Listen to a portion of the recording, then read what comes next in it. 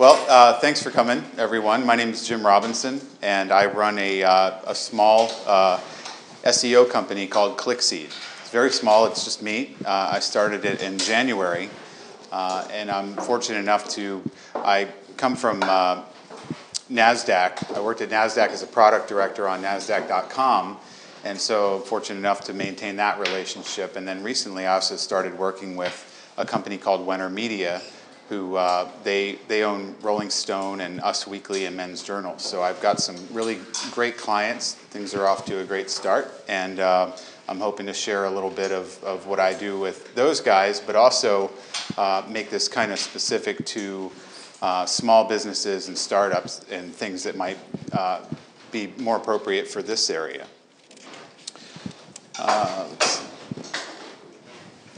So just a quick agenda. What are people's main interests here? I have, I've got three basic sections I'm going to cover. I'm going to talk about on-page SEO, which is the stuff that a lot of people think about, like your keywords and putting it in your meta tags and on the page and stuff like that. So I've got a section on that. Then I'm going to talk about social media and how that works with SEO. And then I'm also going to talk about local SEO a little bit. Is there any one of those that kind of stands out to you guys? So all of it sounds good? Okay.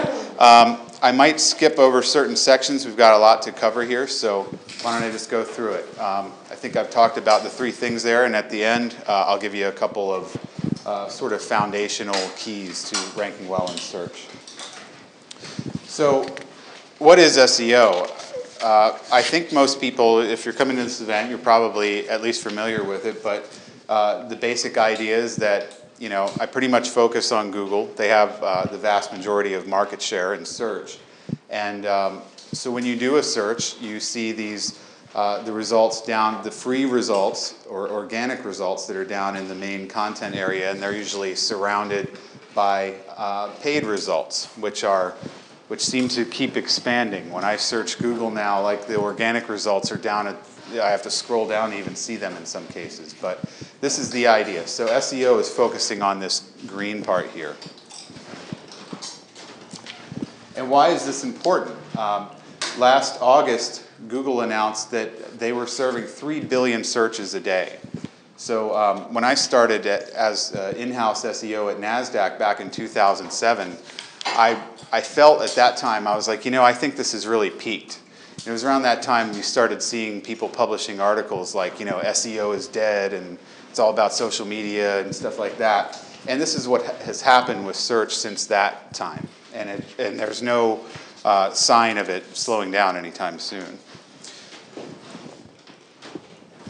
Another interesting thing about search, if you look at the share of total internet traffic from back in 2003, you see that search was really dominant, 70% of the share of traffic. And we have something else that's come into play in 2013, social media. But the thing about this is it's not a zero-sum game. If you look at this chart down here, it's hard to read, but these are plots of developed world, the world globally, and the developing world. And you can see in all three cases, the internet continues to grow. So although social is taking a larger percentage of the market share, it has not taken away from search. Search has actually grown. Another interesting thing about search is it's high-quality traffic. And your audience is initiating the search in this case. They're not being interrupted. And it's not passive either. Social media is a little bit more passive. You're seeing stuff appear in the stream.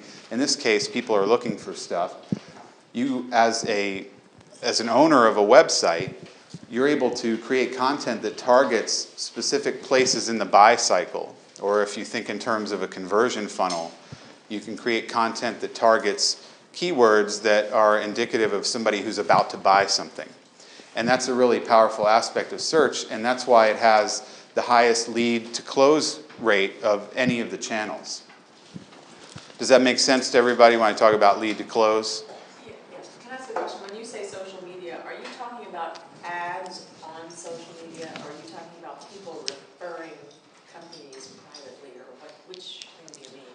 I would say all of the above, because when you separate out social media, I think the main thing we're talking about is likes and shares and things like that. So it's the more sort of organic social activity that's taking place.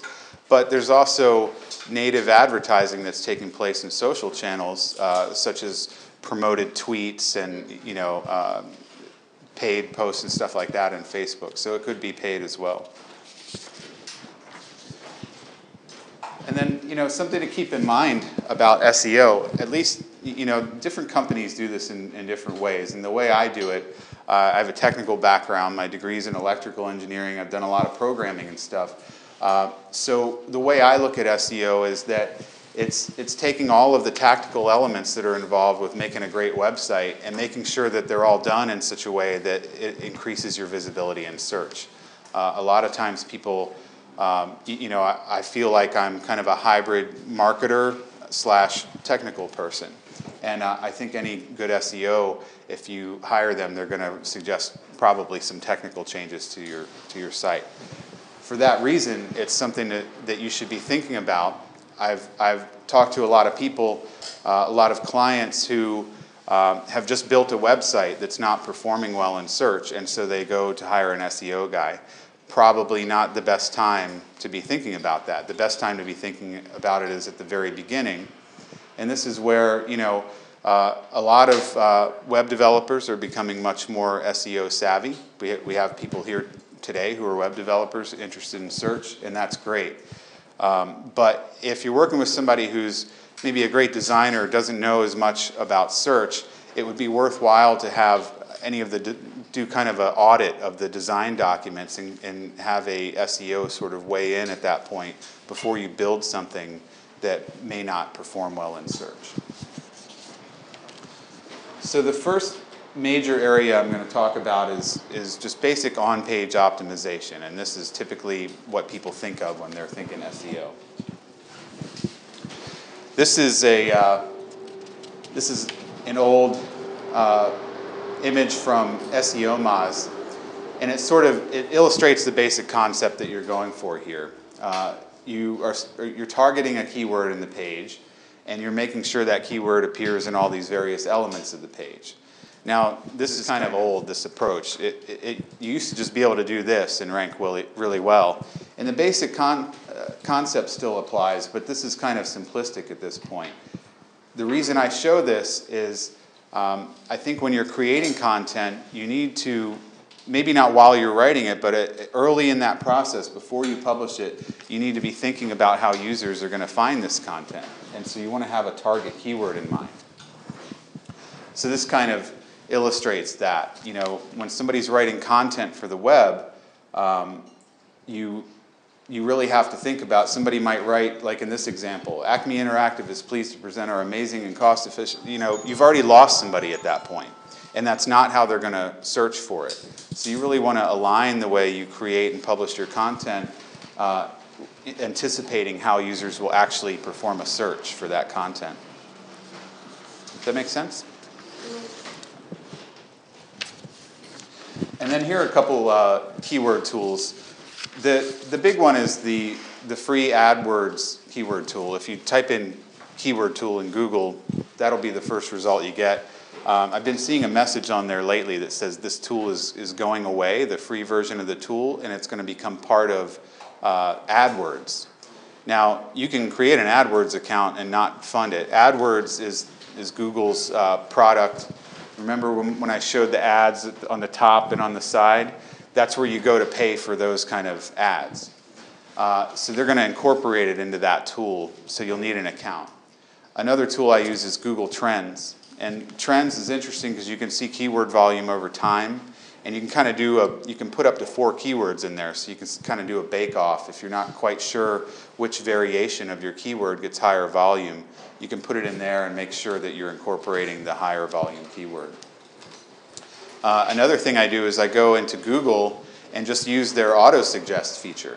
That's a great way. I mean, presumably when you type in a search and you see some suggestions there, those are very common search phrases. So there's a tool called UberSuggest, And if you type your keyword in Ubersuggest, it'll actually automate that process for you. It'll show everything in the auto-suggest for each letter of the alphabet. So it's still pulling from Google, but it sort of automates that process. And you can get a ton of great keyword ideas from there. The most important on-page element, when I talk about on-page element, you've created a web page, you have all these different elements, you got your title, your heading, the body, and all this. Out of all of those, the title, the HTML title, or what some people call the meta title, is probably the most important thing to have optimized. When you write your titles, you want to be very literal, specific to the page. You don't want to have a whole bunch of pages that start off with the same keywords that are, very similar titles. You want your titles to be very unique to the page and incorporate your keywords, preferably near the beginning of the title tag. If you're targeting a keyword, you want to have those at the beginning. And use full proper nouns. When you write somebody's name, actually write out their whole name or the name of a place. Rule of thumb, the limit here is approximately 70 characters over to this point. But it's not character based, it's a pixel width, so it varies depending on the letters. But if you exceed that, it's just going to cut it off. There's not necessarily a penalty for going over, it's just going to get cut off. Yep, and that's it for the title tag. So the meta description. This is something that you don't see on the page. And if you're using a content management system, there should be a field that says description or something like that. Or if you actually work in the code, this would be one of the keywords that's up in the top of the web page that says meta description. And that's used to generate the snippet and search. That's the main place it will appear. So if you want to, Google can pull content from the page and from other places as well to use as the snippet. So if you want to make sure that it gets used, you want to make sure you repeat your keyword in the meta description as well. Now, the meta description is not part of the ranking algorithm. If you put keywords in there, it's not going to make any difference where you rank. But what it will do is, based on the quality of your meta description, how compelling it is, it'll affect how many people actually click through on your result. So I suggest using compelling language here to really kind of sell your content. And a best practice here is around 150 characters. And again, if you go longer than that, it's just going to get cut off. So if you're really, I see people who are like, but I really want to get this keyword in there, it's just going to get cut off. So there's no penalty there, but it's kind of a waste of time. Then when you go to work in the visible part of the page, you have your page headings. Usually that's in an H1 tag. Heading tags are like H1, H2, H3, and they generally correspond to, if you write an outline for your content, then the main title would be in an H1 and subheadings would go down from there. The H1 is kind of a special element in that there should only be one H1 on the page. The other head elements you can repeat. Now, a lot of SEOs don't think that these H tags really have any bearing on ranking anymore. They used to, and I think that's been minimized. If you happen to be like a news publisher and you're in Google News, the H1 is extremely important because that's what they use to display the headline. I showed you in the other results how it uses the title tag to actually display your search result in the Google results. In Google News, they're actually using your headline in their results. So it's a little different. So I do encourage you to always use a H1. And then break up your sections and incorporate your keywords into those subheading tags too. Make sense? In the body of your content, this actually looks like a heading. The previous one was like the major heading, and this is sort of like a subheading. So this is moving down into the body. They've repeated this keyword of internet marketing, and then down early in the content again. So this isn't something where you want to just repeat your keyword a whole bunch of times. However, I would make sure that somewhere in your document there is an exact match of the keyword you're targeting, and the earlier in the content, the better. You want to make sure you write a minimum of 100 words. Longer content's better. About 250 words is what you should be shooting for. Be keyword rich, descriptive, detailed. Put all the details in your content because you never know where that's going to get picked up in search.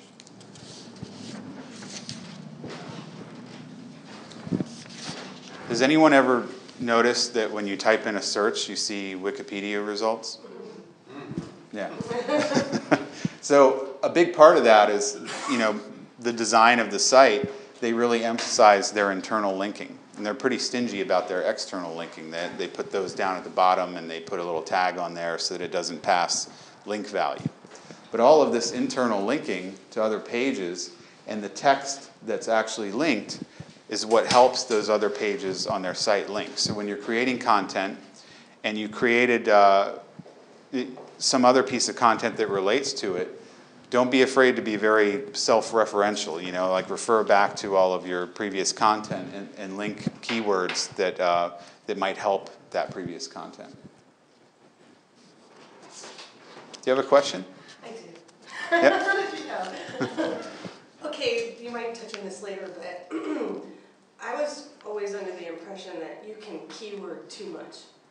Yeah. So at what point have you keyworded too much? The rule of thumb is to put the user first.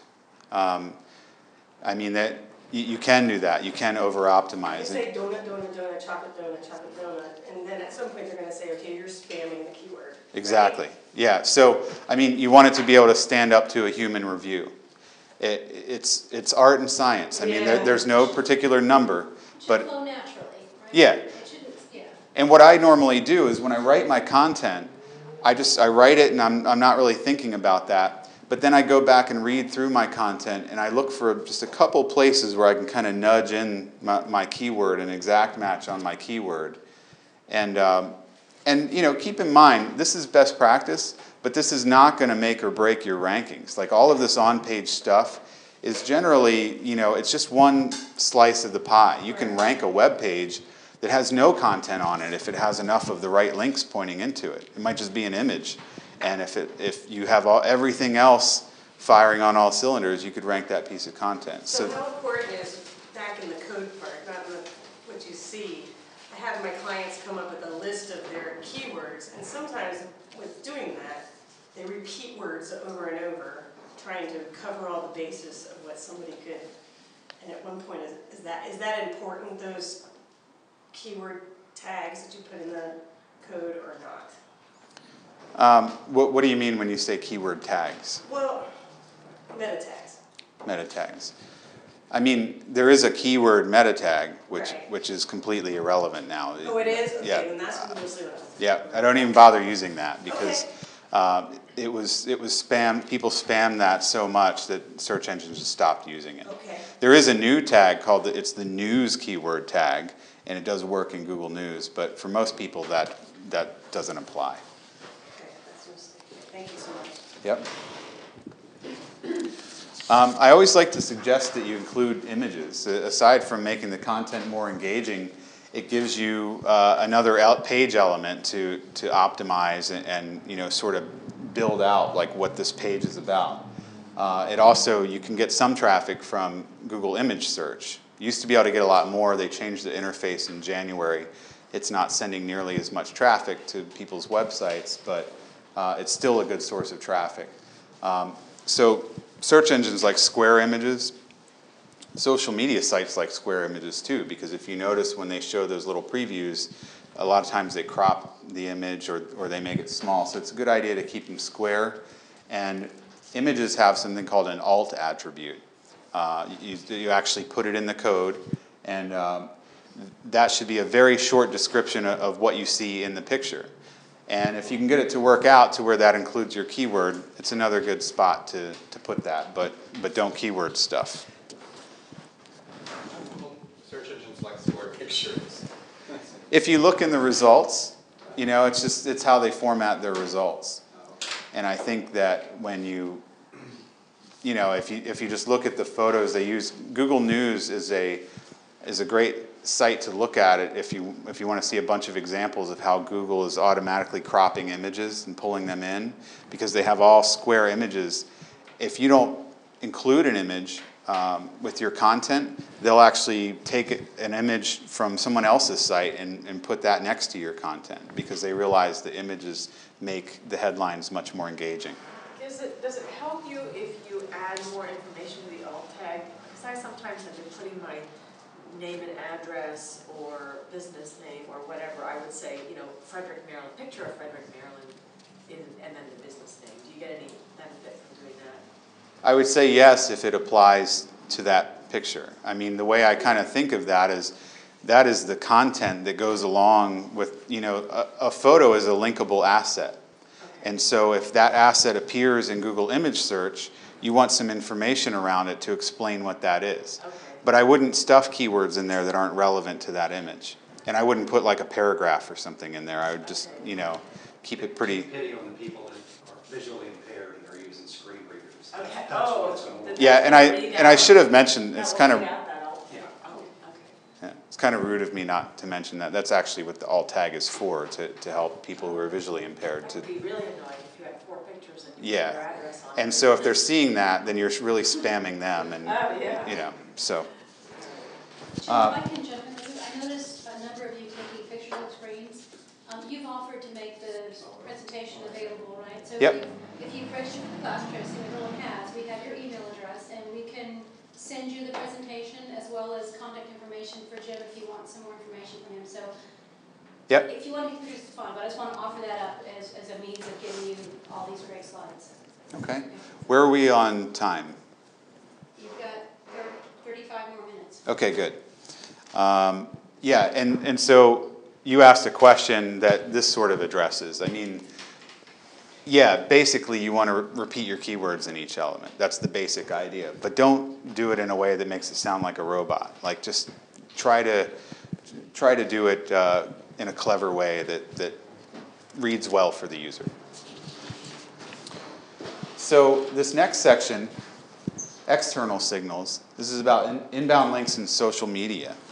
And these external signals are actually quite a bit more powerful than anything that you're going to do on the page.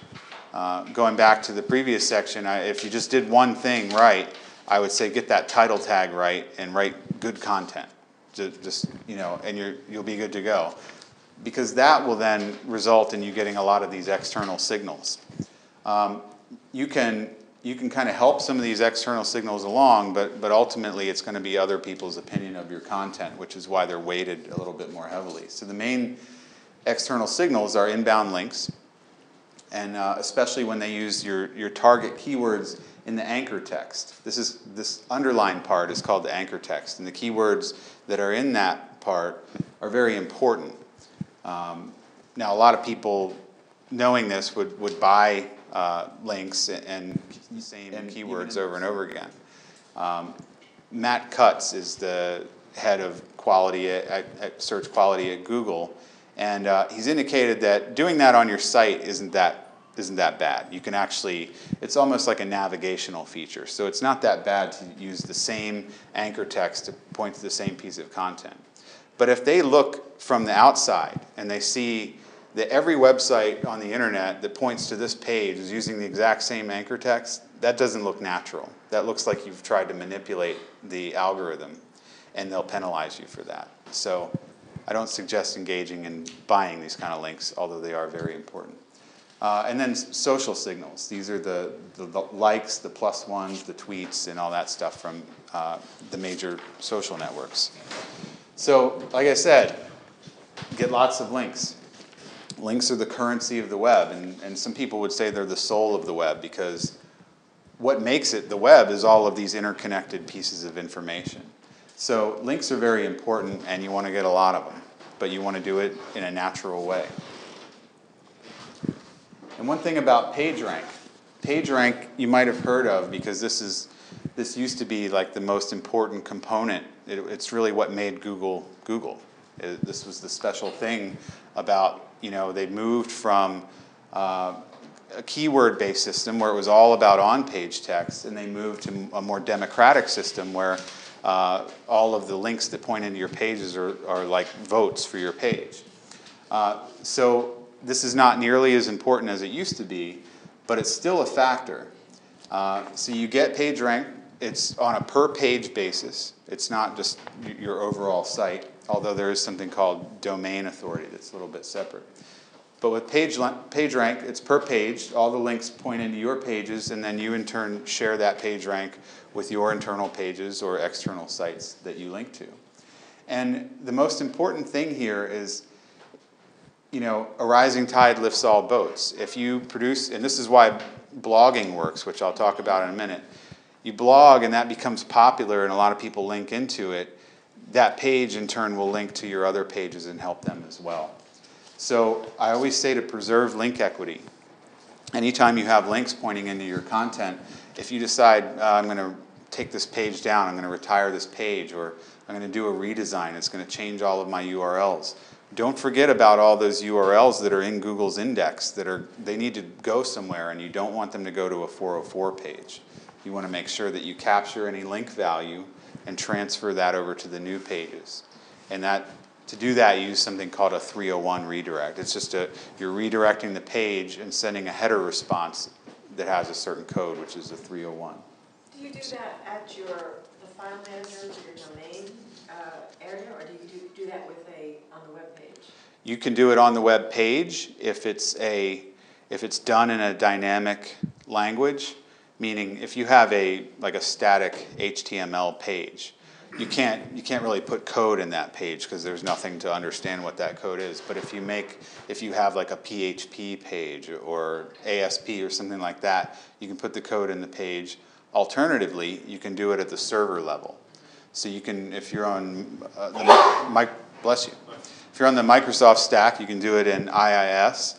If you're using PHP, you're probably running on Apache or something, and you can do it in something called an htaccess file. You can put your redirects in there, and that's actually really easy. So there should be an app for that. I mean, I've been through all those apps, but I don't know what they're all for under the file manager. And some of them are for forwarding, and some of them are for redirects, but I really never used that. Yeah. So most of them are going to have something in there to address redirects. Okay. And there's something else called aliasing that's a little bit different. Some people get confused about those two things. But redirects are just, you're sending it to a new place with a certain header response. So how do you get links? Like I said, I mean, you can go buy links. And people still do it a lot. And you can be sneaky about it and be under the radar and get away with it. But long term, I just think it's not a good investment of your time. Your time is much better spent creating really good content that does what ultimately you're trying to do, which is connect with your audience and accomplish whatever your business goals are. So a great way to do that is, a great way to do link building, keeping in mind that a rising tide lifts all boats, is to do blogging. Companies who blog get 97% more inbound links to their websites. Yeah. In-depth content. This was a study from SEO Moz. They're actually just called Moz now. But in-depth content gets more links. In their study, they studied a whole bunch of pieces of content and found that when the number of words was in this range, like 1,800 words to almost 3,000 words, this is what people link to the most. Maybe it's because it's really informative. I have this theory that when people are reading content that's really good, that people will use links almost like to bookmark it for later. I don't want to say bookmark, but they sort of get to a certain point in the content and they're like, wow, this is really good. I'm going to link to this piece of content. I don't even think they necessarily read it all. But for whatever reason, if the content is perceived as being extremely informative and detailed, people will want to link to it as a valuable resource. Another thing from that same study, they found that including multiple different media formats in your content gets more links. When you include an image, you always want to have text, but you have text along with an image, and maybe you have an embedded video, and maybe some download of a PDF. You put all of this in one document, you've created a really rich information resource that people are likely to link to. So the other big part of this is be social. There are other people who work here at Cowork who probably give you great presentations on how to be social. But from my standpoint, it's really about an opportunity to generate inbound links and signals from those websites. If you have a whole bunch of links pointing into your site and there are no social signals around that, I suspect that Google is going to start to say this is an unnatural link profile. If you've got all these links happening, because they're constantly trying to combat link spam. And so I think one of the ways they're beginning to do that is to look at the social signals and make sure they're comparable to the number of links that you're seeing. That's a little bit debatable. That's my take on it, by the way. Are you saying that because it knows, for example, that someone from Facebook clicked on my link and went to my site? So somehow it knows that was a Facebook. Yeah, I mean, take Twitter, for example. This is very anecdotal, but I've seen this happen where I have one site I'm working with that's really powerful, like old site with millions of visitors, and then a tiny site, and the same content got published in both places, and 99% of the time on the big site it's going to always outrank that small site. In one case I saw the small site, it was exactly the same, but they tweeted on a major Twitter handle that version of the article, and that one outranked the other one. I couldn't figure out for a while what the main difference was there, but it ended up being that. And it could be that tweeting it ended up generating some inbound links, and that's why it ranked. But I suspect, the data's out there, and Google has massive data storage capability. I mean, why wouldn't they take that into account? If they see something that's shared on a Twitter account that has 1 million followers, that should carry some weight. That should be an authoritative signal. I can see how they would be able to see that on Twitter since it's open to the public, but not on Facebook. I mean, yeah, unless it's posted. There's some stuff that's posted publicly, but you're right. I don't think that they have a lot of visibility into Facebook, which is going to lead me to another point in a minute, which is Google+. So I mean, social signals, I think it's ultimately about getting backlinks. Although I suspect there are direct ranking implications, all that we know right now is that there's a correlation between social shares and links. And this was a study done by Dan Zarella. He's at HubSpot. I think he might have gone to Moz now too, I'm not sure. But he found that you would have thought that Twitter or Facebook would have generated more links, but actually LinkedIn, there are more people on LinkedIn who I guess know how to link to your content. And for whatever reason, sharing your content on LinkedIn is pretty effective in terms of link building.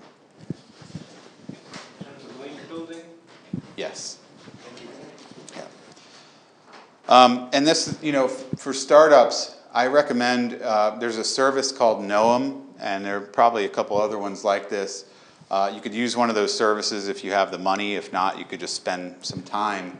And I would try to secure your brand name. If you're putting any kind of effort into building a brand, I would make sure that you're securing that name in all of these different social networks. And it's hard to keep track of, which is why I suggest maybe using a service like this.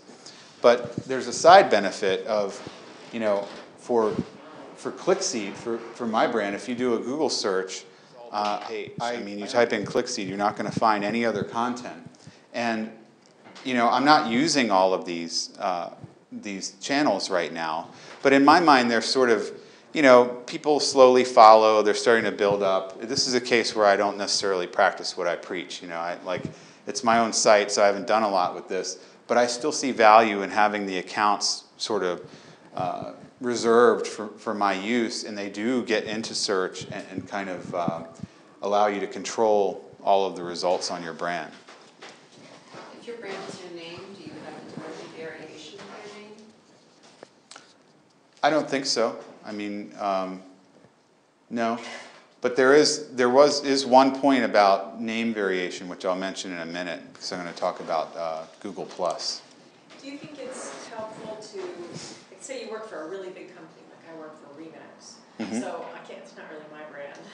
Do you think that if you do work for a huge company like IBM or whatever, if you need to develop your own little like sub name that then becomes your unique brand somehow, because obviously we're not owning that company name.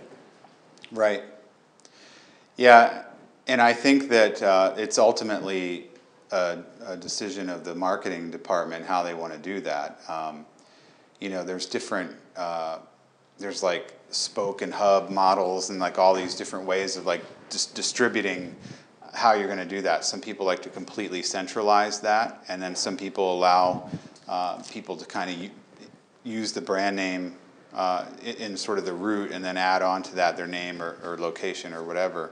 So I think it's a marketing decision how that's handled. I'm working with one client right now who allowed all these different Twitter handles and stuff based on the brand, and it sort of diluted the official channel. Yes. And so they're trying to pull all that back in now. Well, Facebook doesn't allow you to have a title that matches an existing business. So you basically have to say John Smith at Remax Results. That becomes your Facebook page. Right. It won't let you use the company name. Yeah. As your own business page. Yeah. That makes sense, but you have to somehow adjust that name. Yeah. To get your own. And you know, from an optimization standpoint, I would say it helps to have Remax in there to just you know, as a measure of trust, so that people know you're legitimate. But you're probably never going to rank for Remax, so you're probably better off targeting your name anyway. So.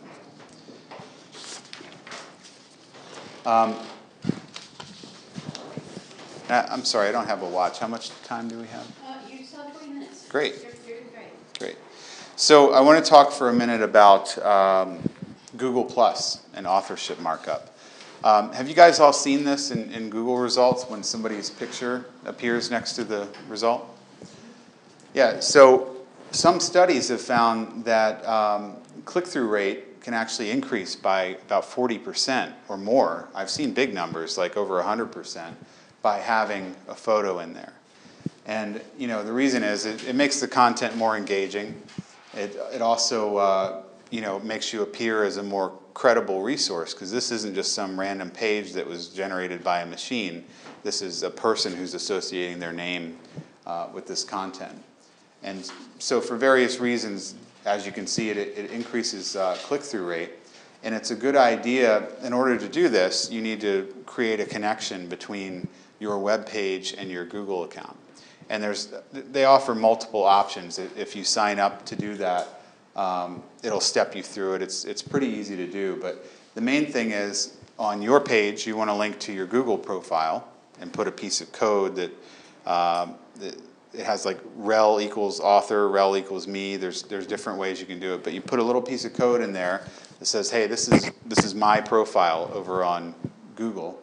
And then in your Google profile, it has something that says you're a contributor to whatever, and you can put multiple publications in there. So if I was a writer for Rolling Stone, I could say that I'm a contributor to Rolling Stone, then link my content on rollingstone.com back to this profile. It would complete the cycle, and then my photo would show up in results.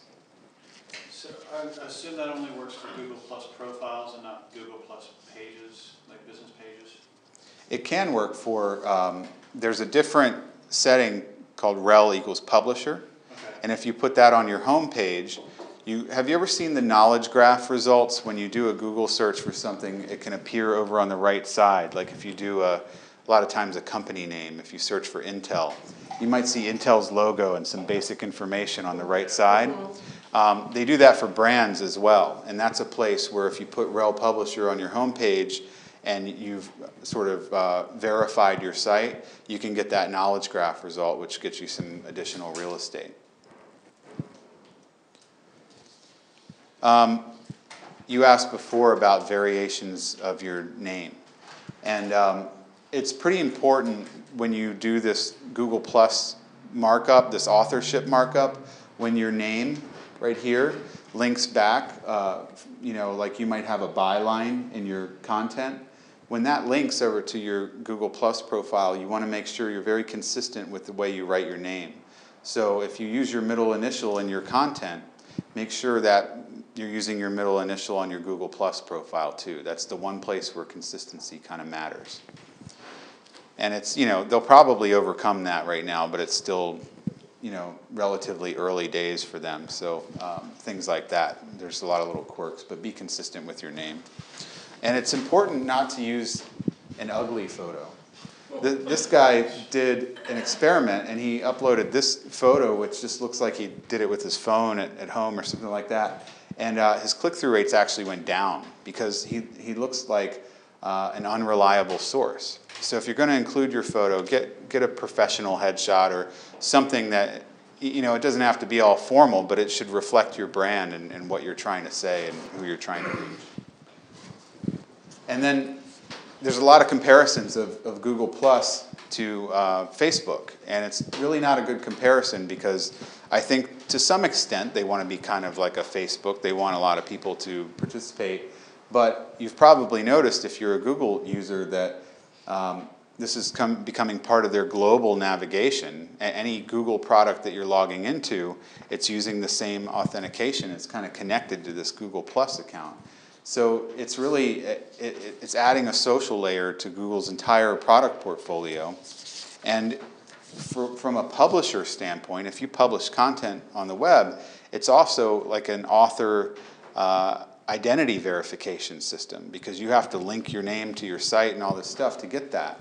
And Google has applied for a patent quite a while ago the patent name was for agent rank.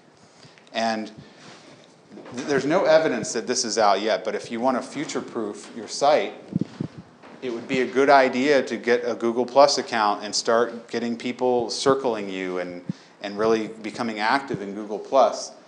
This is from Eric Schmidt from Google, and he says, within search results, information tied to verified online profiles will be ranked higher than the content without such verification. So, I mean, that sounds like a pretty big deal. And you know, this isn't something that I think is in the Google algorithm right now, but I think as they start to work through all these bugs and get more participation, it's going to start to really matter. So do you think that's sort of his push to get people to use Google Plus thing, sort of a threat? It could be, but I also think it's almost like it had to happen because this is what's happening in social media. You know, there's social proof that people look for. When a lot of people think something is great, that you're like, oh, okay, well, this must be great then because everybody thinks it's great. And there are a lot of ways to measure that. There's tools like Clout that are trying to measure your authority on a given topic and that kind of thing. So I think this is something that's happening anyway outside of Google, and this is Google's take on it and how it's going to be reflected in search results. So the next part I want to talk about is local SEO. And I'm sure if you've done a specific local search query, you've probably seen this different type of result set. When you put a location in there, they refer to this as like a 7-pack.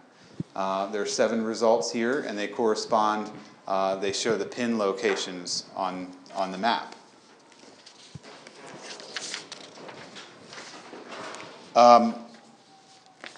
Obviously, local is very important for small businesses, and it's not an entirely different ranking algorithm, but all the other stuff that we just talked about is really only half of it. I mean, the links and the stuff on your website and everything else is only about half of this ranking algorithm.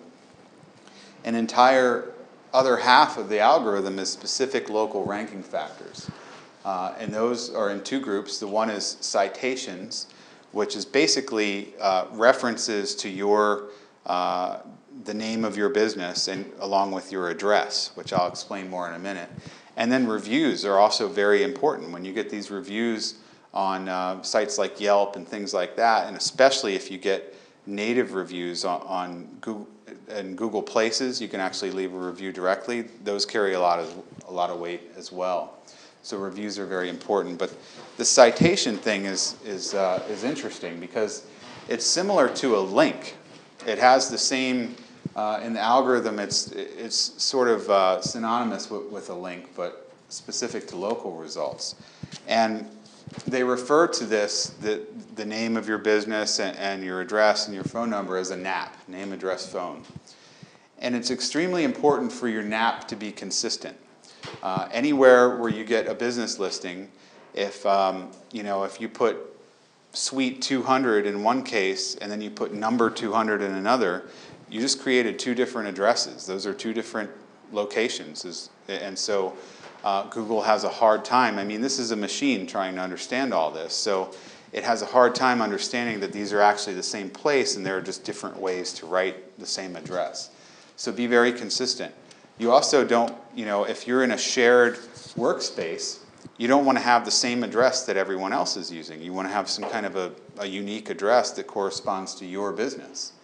And when you submit to all these directories and stuff that have your address, local business directories and things like that, you want to make sure that you remember where you've done that and what your passwords are. You don't want to lose access to these sites because if your address ever changes, it's very hard to go back and update that if you've lost your password, and it will affect your rankings. If you have an address change, you could fall out of local results if suddenly there's all these different variations of your address. And I think ultimately the most important place to show your address is on your website. If you have one business address, I suggest putting it in the footer of your entire site. If you have multiple addresses, I would suggest making dedicated pages for each of your locations. If you use a template, is that the same thing? Because that's what displays. If you're using a template with the address at the bottom, is that the same? Yeah. Yep. As long as as long as when you view the source code of the page, it's actually there, then that's fine. And then one thing, a couple weeks ago, I was talking to Glenn about this. This is a service that Cowork Frederick is now offering. If you are a member here, there's different membership levels that you can talk to them about with the post office and everything, so that now you can have a unique address at Cowork Frederick. So I highly recommend having unique. If you use a shared office space, don't have the same address as dozens of other businesses that are at that address. And then customer reviews. Like I said, the native Google Places reviews, those carry a lot of weight. I would suggest trying to do that. Definitely on Yelp, any of the review sites, get your listing on there with the consistent NAP. It helps to have your keyword appear in the reviews, but you don't want to try to manipulate that. You might maybe suggest to people how, the type of review, have an example or something like that. And then another thing you can do is Foursquare is one of the other things. I don't know if anyone uses Foursquare to check into locations, but that check-in information can send additional signals. There's activity that actually occurs at this physical location.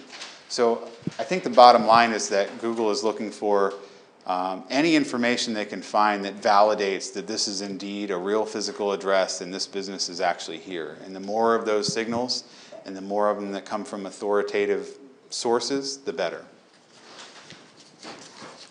And just a couple tools that can help you manage some of this. One of them is Get Listed. This actually just got bought by Moz, and it's very helpful. It's a free tool where there's a paid aspect to it, but you can use a free tool to go and see how you appear in the major directories to see if you've sort of covered your bases on all the basic ones where you should have a listing. Another one is Yext, and Yext is a service. I told you it's very important to keep track of your passwords. This is a service that actually manages this for you. It manages all of your listings. So if you ever want to change your address, you can manage it through that, and it'll help you to update that everywhere and kind of keep track of everywhere your address appears. And then there's a tool, Local Citation Finder from WhiteSpark, And this will give you ideas if there are some niche business directories where you could get a listing. That helps too in terms of relevance, and so this tool will give you some good ideas to where to find those kind of listings. But these are all great, but you're busier than you can possibly keep up with right now. So obviously there's a point at which this is nice, but you really should hire a professional to help you. When do you reach that point? You know, it just depends. I mean, if you've got a small startup, these kind of tools will help you to do that yourself. But certainly, if it's detracting from, if you're trying to get new clients and you got nothing else to do, then take a stab at it. You know, I think you can always hire a SEO consultant to do an audit. An audit is a service that I offer, where we can spend. Usually it's about 3 hours total. I'll spend a couple hours looking at your site, then we can get on the phone for an hour and go over it and just sort of step through and make sure you're hitting all the marks, and then you have a good plan to move forward yourself, or you can turn that information over to a developer you're working with and that kind of thing. So it's just, how big your business is, and if it's detracting from your time spent doing what you do best, then I would certainly suggest letting a professional SEO person take care of it. What does an audit typically cost? I mean, they're kind of all over the place. I mean, I do an audit on a major corporate website with maybe a couple million pages, could be as much as $10,000. For a small business, maybe a dentist office that has 6 pages on the site, we could do like probably about $500 for an audit and then an hour conversation on the phone to lay out a game plan that's ultimately going to save a ton of time and money. Sure. So that's kind of the range. It's quite a big range, but I don't think it always makes sense for small businesses to do ongoing SEO campaigns. Like I work with some big brands, on a retainer basis where there's always a lot of stuff to do. There are millions of pages to deal with, but there's no point in hiring an SEO on retainer to look at a 6-page site. Really your problem there is that you need a lot more content.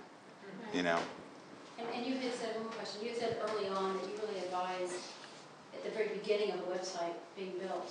Yep. So there's not a whole lot to audit there, but I assume there are services where you could just team up with a developer and give advice on how to construct the page? Yeah, absolutely. I just did something similar to an audit based on a set of mock-ups that I saw. And I was actually able to give quite a bit of guidance because I could see what they were trying to accomplish on the page based on the mock-ups. And, I would look at something and say, this looks like it's kind of an interactive experience. If the programmer is going to do this in JavaScript, there's certain things you have to take into account. A lot of times JavaScript, you put it on the page, and if you view the source code of the page, there's no content there. So JavaScript, for example, shouldn't be used to display content. It should be used as a layer to add maybe some interactive elements to the page, but it shouldn't actually render your content. So those are examples of things that you need to consider in the build process. And then, I'm sorry? As might have been mentioned, are there best keywords? And how do you come up with the best keywords? The best keywords are going to be the keywords that are aligned with your business goals. And so back when I was talking about the buy cycle and how you can target specific points in the buy cycle, to me the best keywords are the keywords where there's a specific intent that you've identified, so that when a user does that query, you know that they're very close to completing some goal. But there's somebody else who evaluates what is volumeless. We like these, we see these a lot. Does the number of times a word is used matter? Yeah, well, it depends on your business model. So I work with some publishers, and volume is almost all that matters because they want as many people viewing their pages as possible because they sell ads on their pages. So in that case, intent doesn't really matter as much. They just want a lot of views. So I go for high volume phrases. Thank you. I don't want to take away from the rest of your... I've got one more slide, so that's fine, and I think it's an important point. So that's in a publisher model. if you have a business where you sell a product or service, I wouldn't, going for the highest volume, it might make sense for certain content where if the intent of your content is link bait and you want to get a lot of people to see it and share it and link into it and sort of create that rising tide that lifts all boats, then yeah, go for volume. But at a certain point, you want to be funneling that into pages that are based on the action that you hope the user will take. When I say volume, if my business has to do with bees, Mm-hmm. but, okay, I can talk about bees, I can be, natural, but if search engines aren't interested in bees, would I not get necessarily a high ranking because it's not that important to the rest of the world? Because nobody's searching for bees? Well, I lose out because I don't have a particularly interesting business? if there truly is no search volume, then you might not get a lot of traffic. I would say with a topic like bees, I mean, one of the great things about the internet, I don't know if you're familiar with the concept of the long tail. The long tail, on a graph, it would kind of start up here and then it would go like this.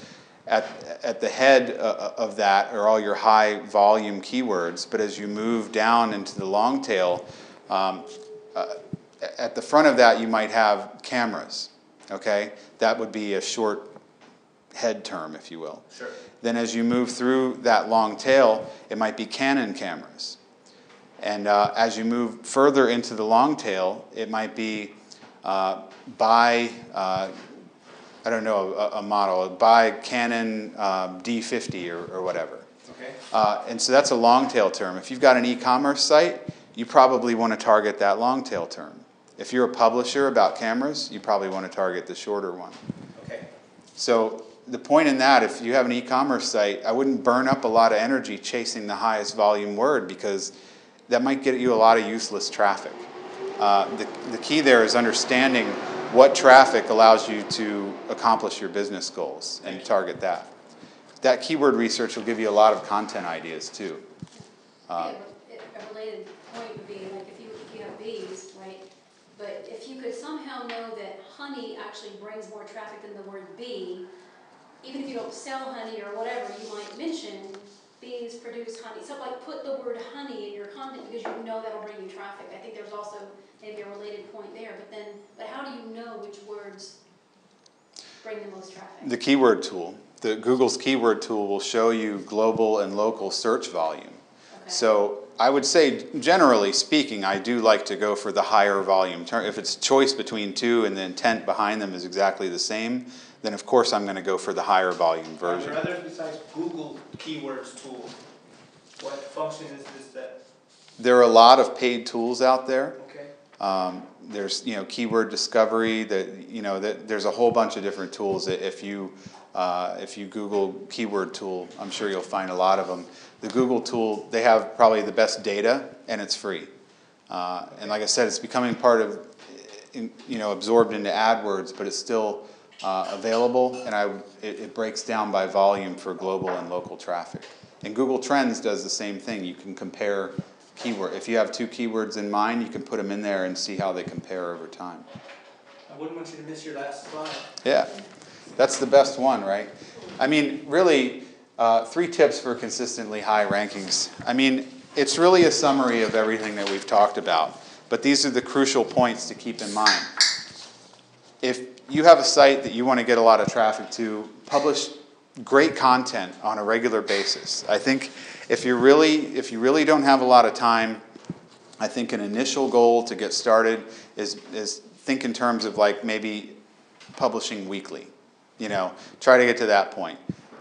Where you really want to be is if you, depending on how competitive your area is, you might want to publish 2 to 3 times a day. I see a lot of marketing agencies and stuff who are publishing 2-3 times every single day, and all that content's going out there. But I think for most small businesses, a realistic number is maybe publishing once or twice a week. That's a good number to kind of keep your audience engaged with you, getting people to subscribe and things like that. Number 2, develop an active social media presence and use it to market your content. You know, like I said, there was a time when you could publish content and go out and buy some links, you know, build links, go do a bunch of comment spam and stuff like that, and you could get that content to rank.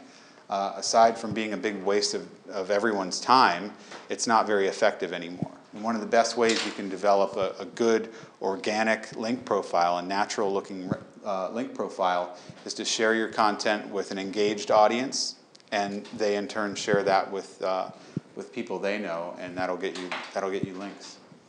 And then the last part that's especially important for small businesses and startups is get listed in all the major local search and review directories.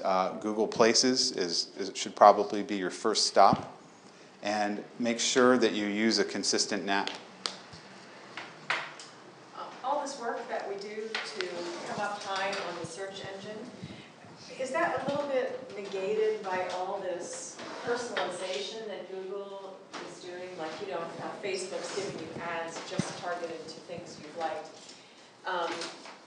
So as a business, I know you get mostly local stuff first, like in the Google search. Doesn't everybody get a different set of responses when they type something in around the country based on their preferences or their location? Yep. So, and that's one of the reasons that, you know, I don't do any kind of I don't do any rank tracking. I do like aggregate rank tracking, but I'm not the type of SEO company that's going to say, oh, if you come to me and say, I want to rank for this keyword, and I want you to tell me where I'm positioned every week or whatever, I'm going to say I can't really help you. I mean, that's because I think you're chasing the wrong goal in that case, and it's too difficult to track. And Google, you know, it's against Google's terms of use to scrape their results anyway. So there was a big company, it's actually a tool I use called Raven, who offered a link tracking feature, and they were scraping Google's results to get that, and Google cut them off. They were like, you can't do that anymore. And I think it's just you're chasing the wrong goal in that case. So well,